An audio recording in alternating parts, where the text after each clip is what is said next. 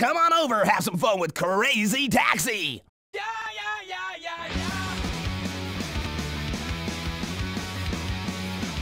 Woo! Let's get on with some reckless abandon for human life. Crazy Taxi. One of those hit games from the days of the Dreamcast that made driving a taxi cool. Okay, well, maybe not that, but it was pretty popular. Welcome, my Haze faithfuls, to another episode of Retro Resurrection, the show where I talk about the nostalgia trip of older games. At the end of the review, I decide whether or not the game should be resurrected or be put to rest for good. In a gaming era where you either shoot to kill or roll to live, it's nice to go back to the games of yesteryear and play a game where you drive like you're 10 seconds away from exploding if you go below 30 miles per hour with a passenger. So, looking for a game that's a bit older but readily available? Strap your seatbelts on and grip the seats for dear life while we drive into Crazy Taxi. Alright, let's go make some crazy money! In 1999, back when arcades were the greatest place on earth and not delegated to Dave & Buster's, Japan's arcades had a new cabinet on the block. Developed by Kenji Kano and his team at Hitmaker and published by Sega, the Crazy Taxi arcade version was a sit-down cabinet similar to most driving cabinets, with a standing version released sometime later. With the Dreamcast's shared technology as the arcade cabinets called Naomi, arcade games could easily be ported to near identical precision, and on January 24, 2000, Crazy Taxi was released for the Dreamcast in North America. An open-world racing game, Crazy Taxi's premise is to pick up passengers and take them to their intended destinations. Well, that's the taxi part. The crazy part, you may ask, is to drive with no care for human life and get to your destination as quickly as possible, leaving a path of destruction in your wake. But Haze, what about the stories? Can't play games without a story. Oh, you want story? Here, I got a story for you. Drive your car like you're on fire and don't ask questions. You'll never make it anywhere driving like a law-abiding citizen. Alright, let's just pull off and obey all of the rules of the road, and we stop at the... Where are the fucking streetlights? Where are the stop signs? Where is this place? You also have to make your money by getting tips in addition to the original fare. Jesus fucking Christ! $78? You're going like 2 blocks! Just walk! Oh my god. And you're pregnant? Oh man, get out! I don't advise getting anywhere near me! Probably flatten you on the road while I'm driving somebody else! Actually, why are we in business? Apparently people love that shit, cause... Oh my god, sit down! Do you wanna die? I mean, not like my driving is safe, but good lord man, sit down! Squeezing through traffic, getting decent airtime on jumps, and drifting will add to your tips, and the more you do, the more money will be added to your tip combo, up until you crash into another vehicle, which will reset your combo. You also have other techniques at your disposal to get to your destination, such as the Crazy Dash, a quick speed boost, and the Crazy Stop. Well, which isn't really all that crazy, it's just stopping the car, but, you know, just... You gotta go with the namesake. Crazy this, crazy that. Just play along. Playing with arcade rules, you're given a time limit that decreases and ends the game when it reaches 0. Picking up passengers adds more time to the game counter, but the passenger gets their own timer. I know, confusing.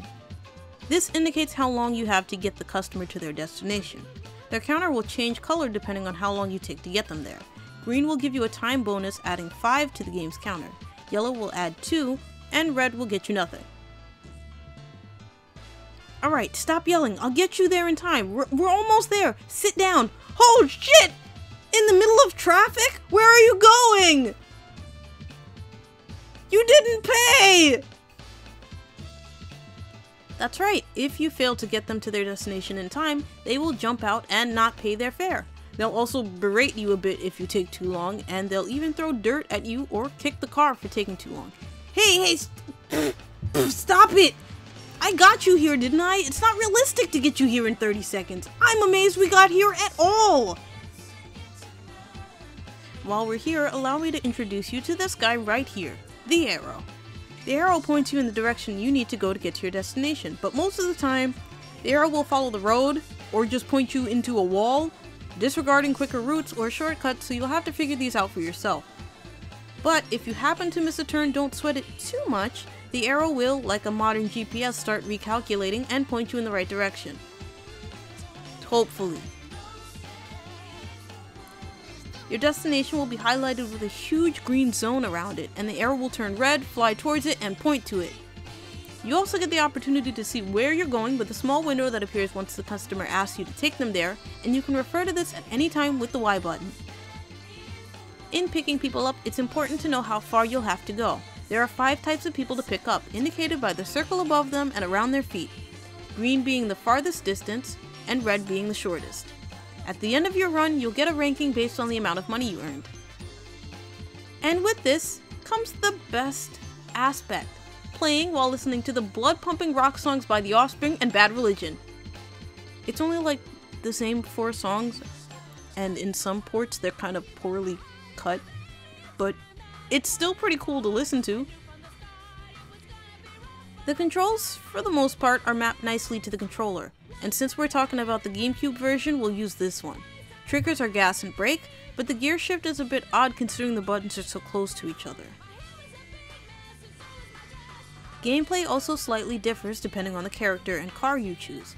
Axel has an average car but is light and wide, BD Joe is the fastest but is wide and has poor handling, Gina has the best brakes and is thin but feels clunky, Gus has the best handling and is the heaviest but has a slow acceleration.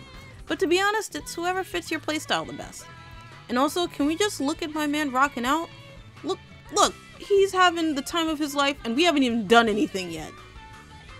In addition to the 2 arcade maps, there's also Crazy Box, which is a series of minigames, that gives you specific tasks using different techniques to help you hone your skills for the main game.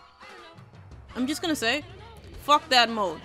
You don't get a damn thing for finishing it, but you know what is in the game? Cheat codes!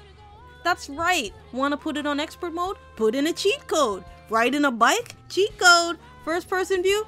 Cheat code! But unfortunately, it is an older game, and even though it has been re-released multiple times, it still suffers from the problems of systems past.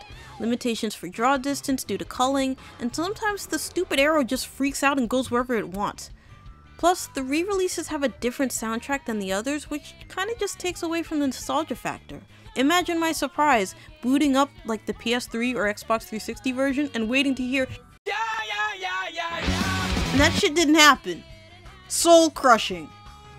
That, and due to licensing issues, all of the big brand name stores like Pizza Hut, KFC, Levi, and just about all the other ones are replaced with no-name generic stores like the Fried Chicken Shack. There are issues with the gameplay too, like the arrow sometimes sends you into a brick wall or telling you about a turn too late, or your car refusing to pull off and you're stuck in a weird drift slide that forces you to stop moving completely in order to actually drive.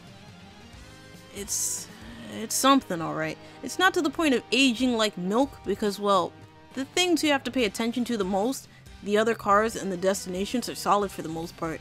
They might be a bit outdated, but they aren't to the point of feeling like their polygonal shapes might poke your eyes out.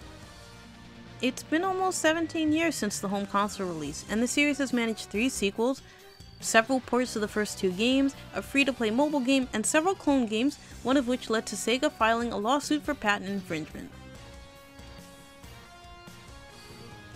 And with that, the game has the right to be resurrected. It's a fun game that can hold your attention for a little while or for hours, especially if you're vying for the highest ranks. If you're in it for the nostalgia purposes, the re-releases might put you off a bit, but it's still the same game and some people like the new songs, so try not to judge it solely on that. Plus, if you really want to, just mute the game and put on a YouTube playlist of all your favorite songs. It makes the game 10 times better. The game has a multitude of versions spanning across a bunch of consoles: Dreamcast, PS2, PSP, Xbox 360, PS3, PC, and it's free on the App Store for iOS and Android, so go grab a copy! Well, with all of that said and done, I just want to say thank you guys so much for watching this episode of Retro Resurrection. I hope you guys enjoyed watching it as much as I enjoyed making it. Let me know what you think in the comments below. Leave us a like if you think we did a decent job, and share with your friends. And if you want to see more, then subscribe and become a Haze Faithful. And make sure to click that bell icon so you get notified of when we upload, because you never know when we may get resurrected ourselves. So, thanks again everyone. I'm Auroric Haze, and I'll see you next time.